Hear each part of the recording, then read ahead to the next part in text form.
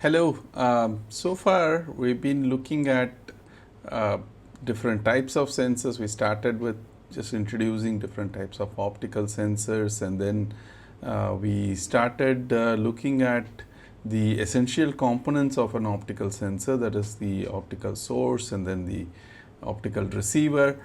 We looked at the typical characteristics of these sources and receivers, and then went on to look into the design of a receiver in detail, including some of the noise characteristics, and recently we've been looking at mitigation of noise, including lock-in detection is what we saw in the last lecture.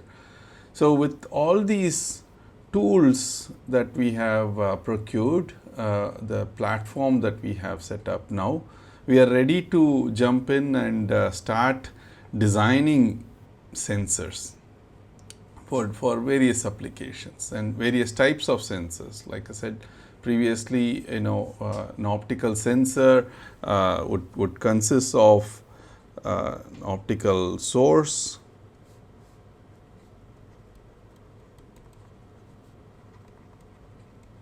right? It emits certain radiation which can be expressed in terms of an electromagnetic wave with certain polarization and then certain amplitude, and then a certain phase with a certain frequency, right? This is what we looked at previously. Now this light could now undergo some or it could be subjected to some perturbations, and that introduces a certain modulation in different properties of the light, maybe in the polarization, amplitude, frequency and phase. And then we said, okay, we will take this modulated light and use an optical receiver to convert this modulated light into some voltage signal, and based on the corresponding voltage signal, we can actually learn something about the perturbations that were happening. So the specific class of sensors that we will be looking at for the next few lectures are amplitude modulated sensors. So essentially we are saying we will look at only changes in the amplitude, or more popularly, you can look at it as the changes in intensity or intensity modulated sensors, and essentially changes in the optical power. Okay, so there are several examples of this, and it's one of the relatively easier sensors to build because the optical receiver can clearly make out any changes in the intensity or the power that it's receiving. So if there are any changes in that, it directly picks it up. Whereas if you remember what we talked about previously, if it's polarization or frequency or phase change, then you need some demodulator before the optical receiver to pick it up. So so that way, it's a straightforward case, but then it does come with a lot of associated baggage, associated challenges. So we will look at some of these challenges as we move on. So one very simple example that you would have probably come across these days, we have these elevators, automatic elevators, right? So you get inside the elevator, the door closes by itself, and more importantly, if you are in the way, if you are between the doors, it knows that something is obstructing, and so it doesn't try to close the door anymore. Okay, that's an essential component of this elevator, right? So you're talking about elevator door management. So what does it have to do in this case? Well, it would have to measure at the receiver, it would have to measure the intensity or power of the light that's coming through from the source as a function of time. Okay, and if it is normally there is no obstruction, then you would have high intensity. But if there is an obstacle between the path of the source and the receiver, then it goes to a minimum, and then it stays low as long as that obstacle is in place, and then it goes back to a maximum once the obstacle is cleared, right? So we're talking about, in this case there is a clear path, in this case also there is a clear path, but in this case there is an obstacle which essentially is cutting that light, right? It's basically blocking that light, and so you would see a corresponding change in the intensity. So that's actually a very simple sensor to incorporate. So you would see that in the door, if you look closely, on one side there will be some LED which is illuminating the path across the door.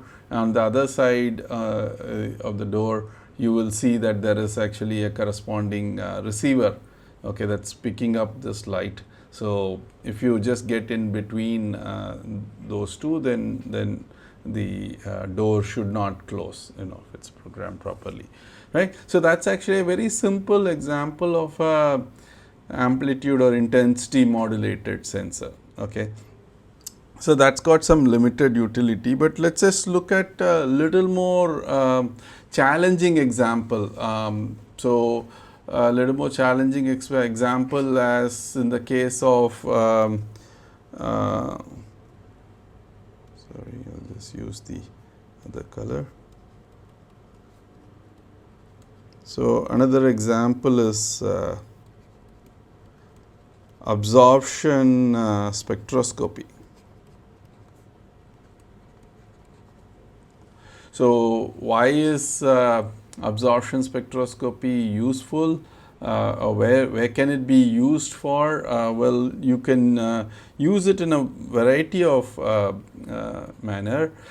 So one possible thing is to use it to detect a trace level of gases, okay. So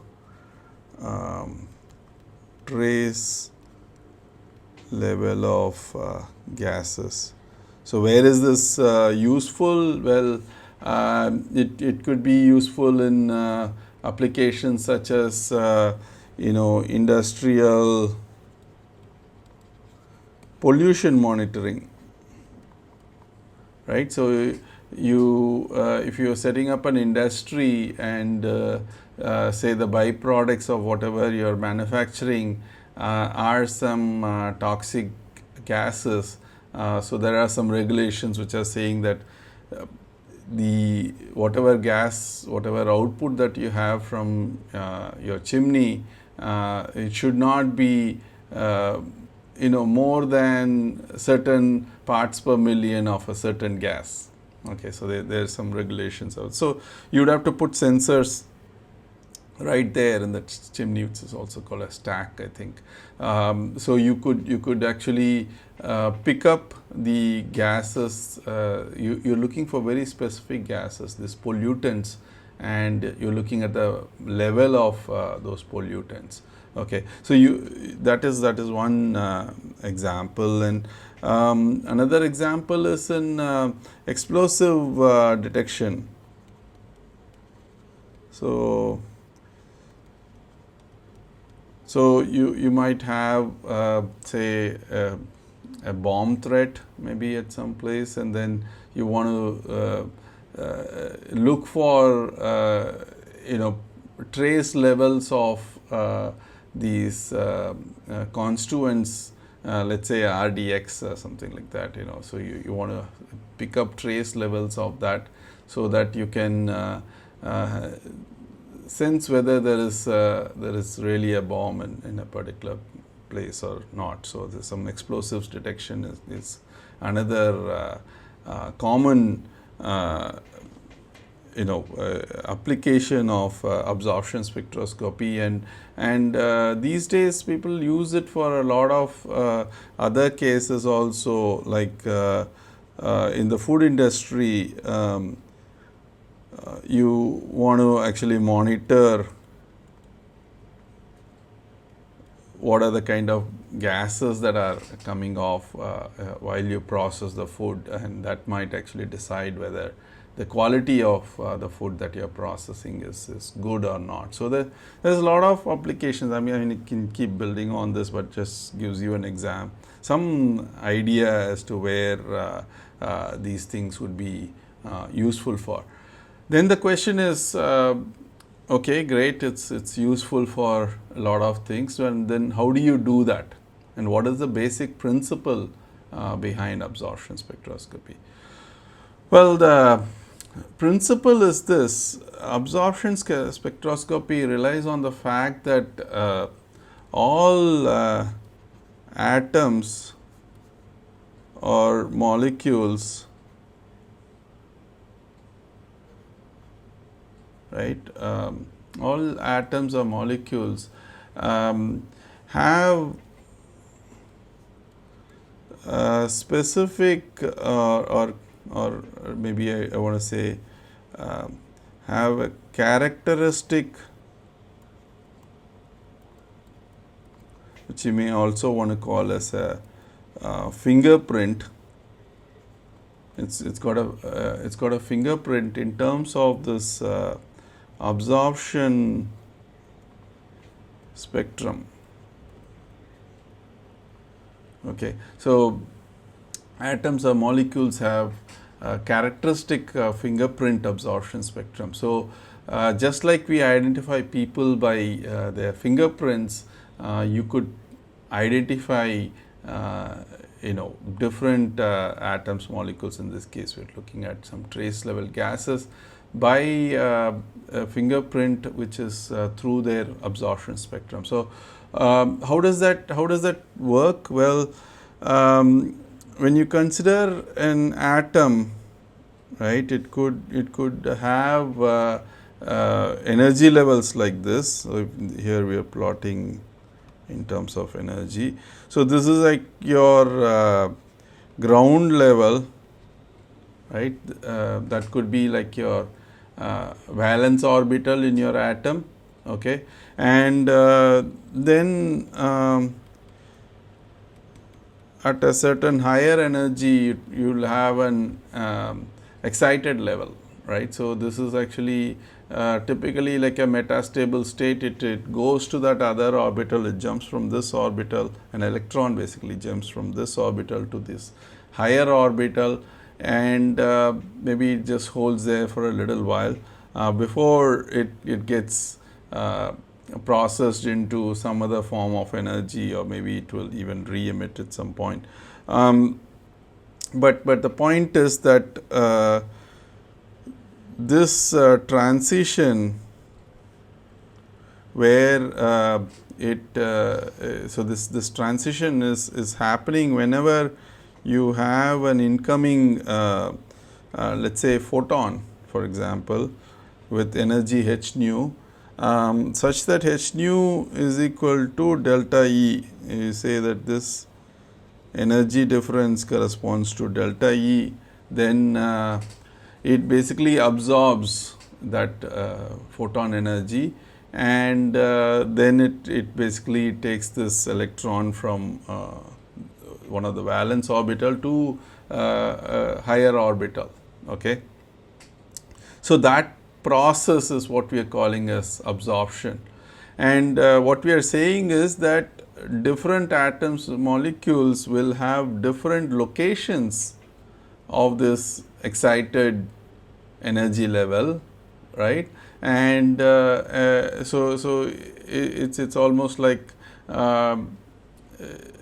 you cannot absolutely say no to atoms will have the same location of energy levels, but it's almost like that, right? So you have some unique structure of these energy levels that correspond to a particular atom or a molecule. Okay, and so if you can probe it with the right wavelength of light or right energy of light, then you can actually have this absorption taking place. If it's not absorbed, the light would have just gone straight through, right? So it would not be absorbed, it just gets transmitted, but because it's absorbed, you lose light. Okay, so essentially if you were to make a sensor based on that, you look at the output of this, and you know, you flood this gas cell with so many photons, or say so much intensity of light, and then you look at what is the transmitted intensity, and based on the level of the transmitted intensity, you can possibly tell how many number of these atoms are present within that gas cell. Okay, so that's what absorption spectroscopy is all about. But before we go into such details, it is also important to note that whenever we talk about a gas cell, whenever we talk about a collection of atoms or molecules, you never have a single level like this. You have these what are called this collision broadening, and you have Doppler broadening. Okay, so you have collision or Doppler broadening,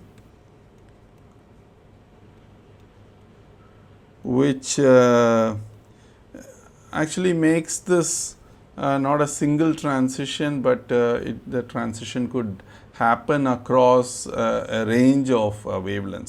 So what we are talking about is, if I am looking at, let's say, by the way, so how do you characterize this probability of absorption? That is characterized through what is called the transition cross section, which is now a function of wavelength. So if I were to plot the transition cross section as a function of wavelength, okay, it will look something like this. Okay, because of the fact that there is broadening of these energy levels, like I said, it's due to collision or Doppler broadening. Okay, so that sigma as a function of lambda, we are saying is different for different atoms and molecules, and that's what we are going to be using for absorption spectroscopy. So let's look at one practical realization of a sensor based on absorption spectroscopy. Okay, so what do you need as part of that? Well, what you are looking at is basically a sample cell, basically a gas sample cell, right, which actually consists of some species, some gas species, let's say, which has a transition cross section of sigma of lambda, and it also has a certain number density. So sigma of lambda corresponds to the transition cross section, okay, which is measured in terms of area. It's like a area of cross section, and n is the number density of the species that you are trying to of the gas species that you are trying to pick up, and that's per unit volume. So it's inverse centimeter cube. Okay, that's the number density, and of course it could be of a certain length. Okay, so now you say, okay, I'm coming in with some intensity of light. Let me call this I naught of lambda, okay, and then I go out with certain other intensity, let's say is of lambda, okay. So I know what is going in. I can put a power meter, for example, to measure the power that's going in, and then I can take the power meter and put it here, and I can measure the power that's coming out, and then of course I can write a relationship between the two. So I would say that is of lambda is given by I naught of lambda, right? But that intensity that's going in, not all of that is getting absorbed. Maybe some of the light is also getting scattered, for example, at the interface of the gas cell, or because of some other impurities that are present within the gas cell, there is a certain loss of photons, so light is getting scattered and so on. So you can represent that say as eta external. That's basically the external that is a fraction of photons that are lost due to some external processes that has nothing to do with the absorption itself. And then of course you account for the absorption itself, which is given as exponential of minus of sigma of lambda multiplied by, for each one it's going through this transition cross section sigma, multiplied by n, where n is the number density, multiplied by L. So this is happening across the entire length. And why is it an exponential? Because this is what we call as Beer-Lambert Law, right, which says that di over dz, let's say this is along the z direction, di over dz, the rate at which the intensity is dropping across this thing. So di over dz is minus of, it's according to this sigma multiplied by n multiplied by the I, the intensity at any particular point. So it drops as a rate of that. So the solution for that would be an exponential. So that's why we denote this entire thing as an exponential. So this is quite useful now, right, to pick up. So what exactly are we trying to find out? We're trying to say this is my desired quantity that I want to measure, right? And so do I have enough measurements, or enough do I know enough about all these quantities that I can pick up n? Let's look at each one of these in detail. L, yes, I do know what L is, right? So I gone through the cell. I know what is the length of the cell, what is the interaction length essentially. So I know L. Do I know sigma?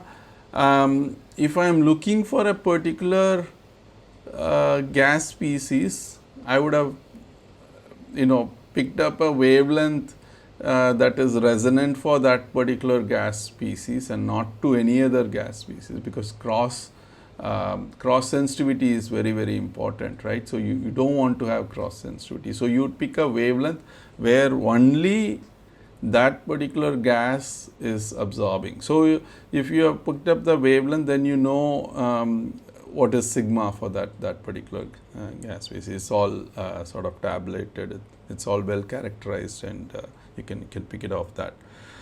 You know, of course, is of lambda, because that's what you're measuring at the output. I naught of lambda, that's the measurement you have done at the input. So you know all that.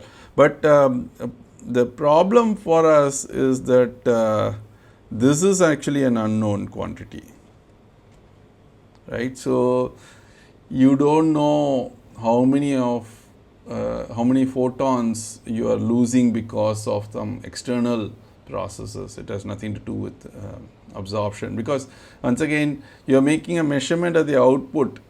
You know that so many photons have been lost, but you don't know what caused that loss, because it could be because of absorption which comes into this exponential, or it could be some other factor that is not related to the absorption.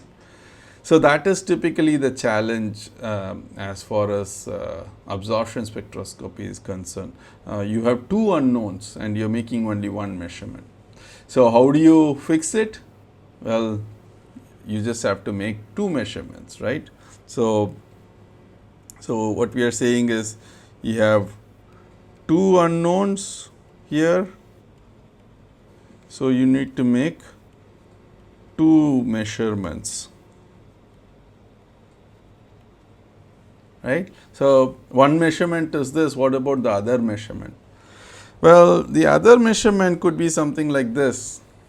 Okay, so one measurement you clearly want to do over here, right, which is at a wavelength, you can call that as lambda r. Okay, that's the resonant wavelength.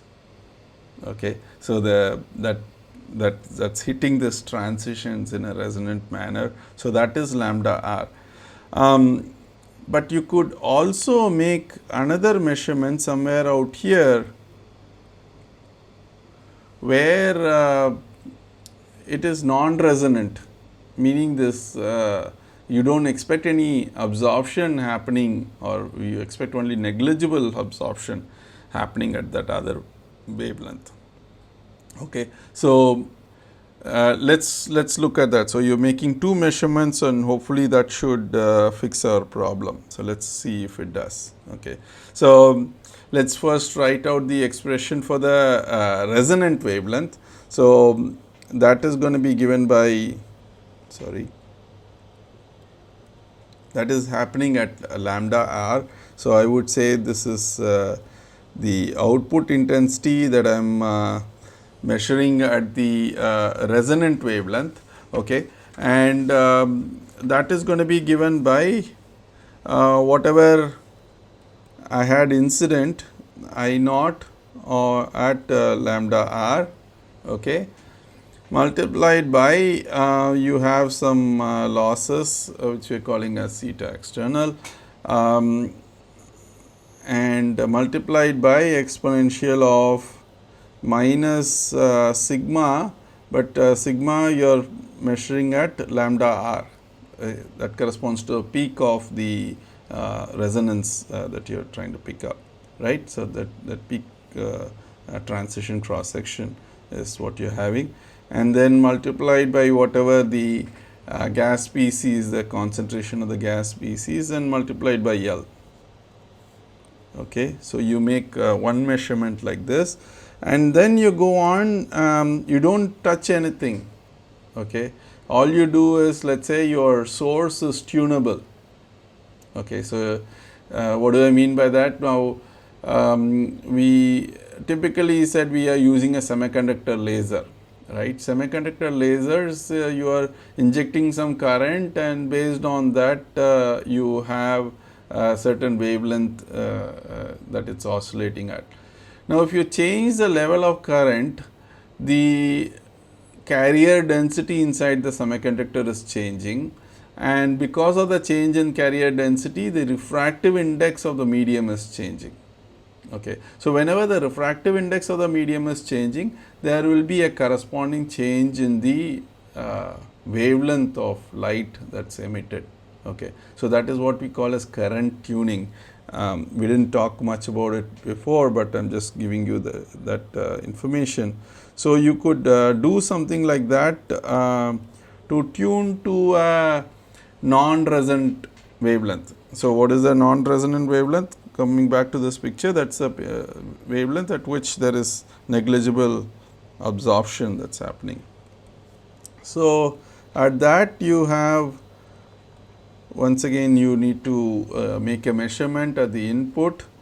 The external losses, you expect them to be the same, especially, I mean, this is important, that the non-resonant wavelength is not something that is like 30, 40, 100 nanometers away. The non-resonant wavelength is like a very close wavelength, so close that none of the other loss mechanisms are affected by that. Okay, so that's the assumption here. But the big change is that sigma of lambda NR is not as high because you're going off the resonance, but other than that everything else remains the same, right? Now you can call this 1 and you can call this 2. You basically take the ratio of 1 and 2. So you say Is of lambda r divided by Is of lambda nr. That's going to be given by just the ratio of this. And let's just assume that for simplicity, or I mean in practical application also it's not too difficult, that between the resonant wavelength and the non-resonant wavelength there is not much of a difference in terms of the intensity. Okay, so you take the ratio and have such that I naught of lambda nr equal to I naught of lambda r. Okay, so those two, when you take the ratio, those two cancel, right? And like we talked about, this eta external, if it is such a small difference in the wavelength, that should not change. So that should also cancel of this. And then you look at this exponential, this non-resonant wavelength, you can actually pick it such that in one limit that sigma goes to 0. So you pick it that in the limit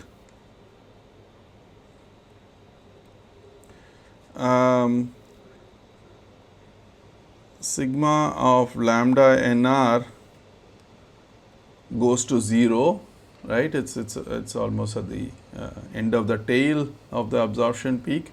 In that limit, what you get is Is of lambda nr. So this goes to 0. It's just I naught of lambda nr multiplied by eta external. Okay, so in that limit, you can basically make that assumption, and if that is the case, then you have basically this ratio being equal to exponential of minus sigma of lambda r multiplied by n multiplied by L. Okay, and of course you can rearrange terms because what you are interested in at the end of the day is the number density. So this is actually the number density of the gas species that you are interested in. Okay, so that number density is now given by minus 1 over sigma of lambda r multiplied by L, and then this would be ln of Is of lambda r divided by Is of lambda nr, which of course corresponds to the output intensity that you are measuring for the two cases when lambda equal to lambda r and lambda equal to lambda nr. So you make those two measurements, and based on those two measurements you can actually take out the uncertainty related to external losses, and you can actually precisely pick up the number density of the gas species that you are interested in. So one thing to note here, so that is actually so this sort of a thing where we are actually doing two different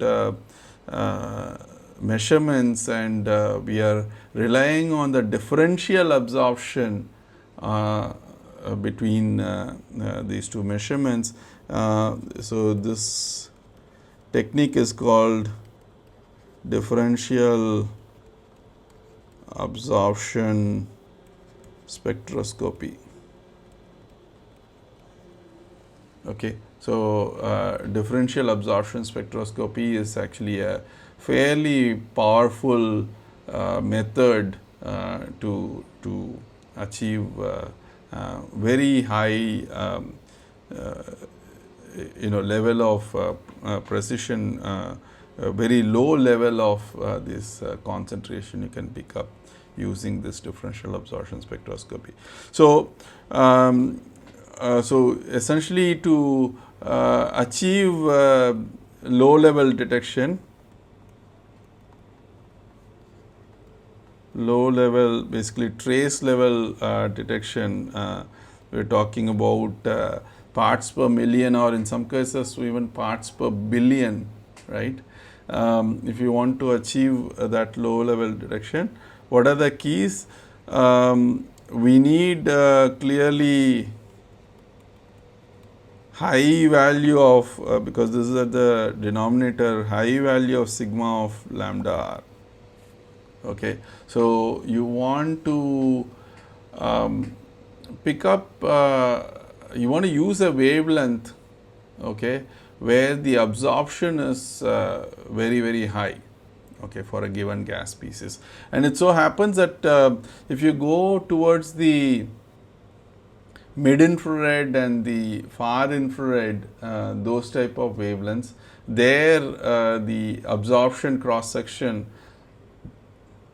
for these gas species is much higher than what you see in near infrared or even visible radiation. So it's actually it would be a good idea to go to mid IR region, because sources are becoming more and more available in the mid IR region. So you can go to mid IR region, and thereby you can achieve high cross sections, and that enables you to do extremely low level detection. Like I said, you probably achieve parts per billion type of sensitivity. And the other important aspect is you need to have long length. So you need to have long interaction length. So it's basically saying the interaction length is large, and that could possibly be enabled by going to a gas cell where it's not a single pass, but even within a compact gas cell you have say a set of mirrors where the light could bounce maybe even 100 times before it goes out, right? So if it goes through that, goes across that sample cell 100 times, it's actually the effective interaction length is 100 times more, and that also helps in achieving 100 times more precision in terms of your ability to pick up these gas species with very low level concentrations. Okay. So that is actually absorption spectroscopy, and this is actually an excellent way of actually realizing an intensity modulated sensor and then picking up this gas concentration. And this is actually the way I described it. It's like a free space technique where you send light out in a free space and then go through a gas cell and you can pick it up. The same you could possibly realize in an optical fiber sensor as well. The way you can do that is in an optical fiber sensor.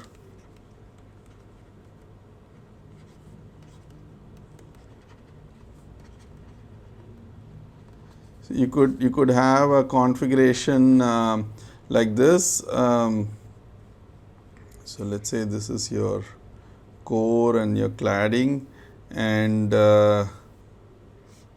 you go out like this, and then maybe you could have the fiber taper down. Okay. So, we will see what is the effect of tapering down, but if you can get the fiber to taper down like this,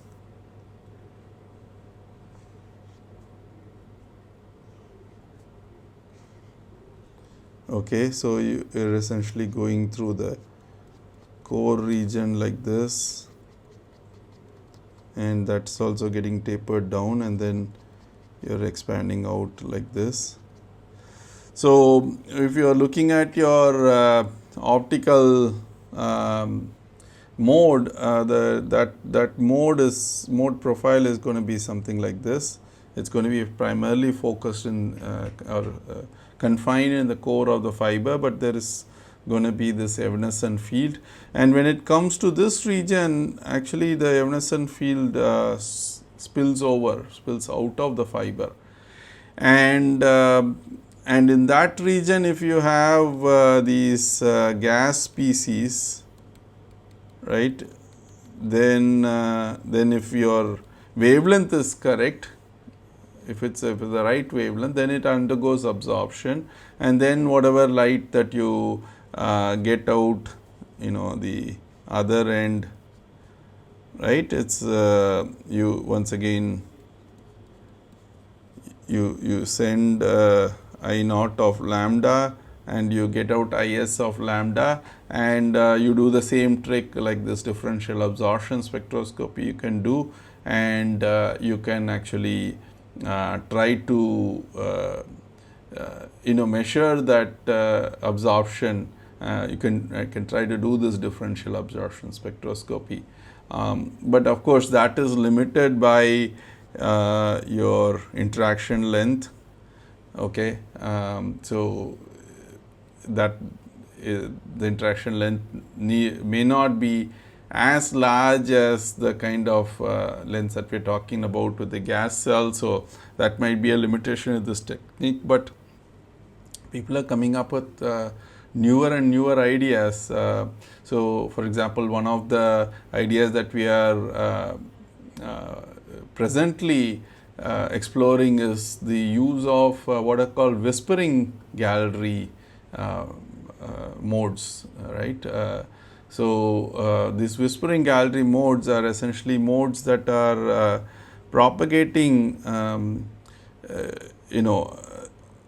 close to the periphery of this fiber, and they can propagate just like what we said in a gas cell. It's reflected multiple round trips sort of thing, and enhances the interaction length because of the fact that it actually propagates in sort of a helical fashion, and the period of the helix could be very, very short, submicron period, or close to micron period.